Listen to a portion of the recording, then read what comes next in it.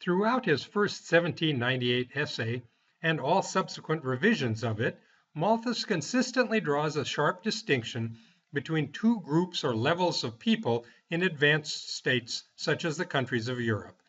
He is not always very precise about defining these groups or the boundary between them, but they play very different roles in his theory of population. On one hand, we find the people that he usually refers to as the lower classes of society. We have just seen in chapter 10 how Malthus explains the origin of these lower classes.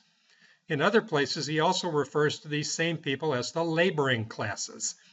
They are the people who own no land, no factories, no productive property of any kind, so they cannot make a living from any material assets that they can call their own. Instead, they must sell their labor power on the open market to other people who do own factories or land or other businesses to make money with which they can buy a living also on the open market at prevailing prices. These lower classes always seem to be in the wrong place at the wrong time. Already in his very first chapter, he insists that the strong and constant operating check on population from the difficulty of subsistence must fall somewhere and must necessarily be severely felt by a large portion of mankind.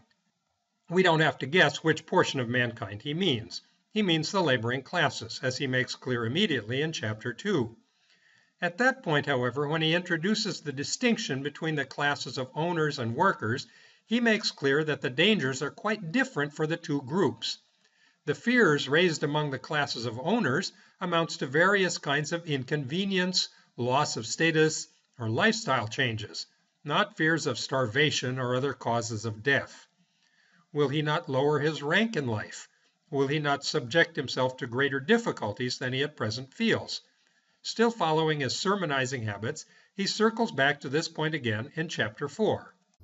A man of liberal education, but with an income just sufficient to enable him to associate in the rank of gentleman, must feel absolutely certain that if he marries and has a family, he shall be obliged, if he mixes at all in society, to rank himself with moderate farmers and the lower class of tradesmen. The woman that such a man of education would naturally make the subject of his choice must be one brought up in the same habits and tastes and sentiments as himself, and used to the familiar intercourse of a society totally different from that to which he must be reduced by marriage. Those farmers and tradesmen are also part of the owner class, so they have the same problem, only one step lower on the social ladder. The sons of tradesmen and farmers are exhorted not to marry, and generally find it necessary to pursue this advice until they are settled in some business or farm that may enable them to support a family. So throughout the social class of owners of land and businesses, the preventive check to population comes not from a fear of starvation, but from a fear of loss of social status and of a change in lifestyle. Things are much more serious for the laboring class, however. The preventive check appears to operate in some degree through all the ranks of society in England. But a preventive foresight of this kind has objects of much greater weight as we go lower. He details this grim picture later in chapter 4. The labourer who earns 18 pence a day and lives with some degree of comfort as a single man will hesitate a little before he divides that pittance among 4 or 5, which seems to be just sufficient for one.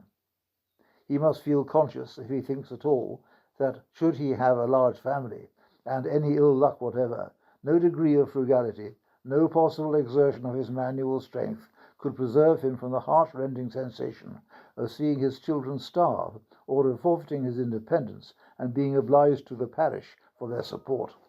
And yet, even though the fearful consequences and potential motivation for preventive checks seem to have so much greater weight, as Malthus puts it, for the laboring classes, he always describes them as the ones who ignore these problems and unwisely have babies at the drop of a hat. They seem to respond to even the slightest improvement in their material condition with reflexive, uncontrollable surrender to the passion between the sexes. They just can't help it. They have babies until they find themselves face to face with misery and potential death. In contrast, the owner class faces only threats to their social status and lifestyle. But for some mysterious reason, these lighter threats seem to be very effective in actually producing the delayed marriages that constitute a preventive check to the multiplication of this group.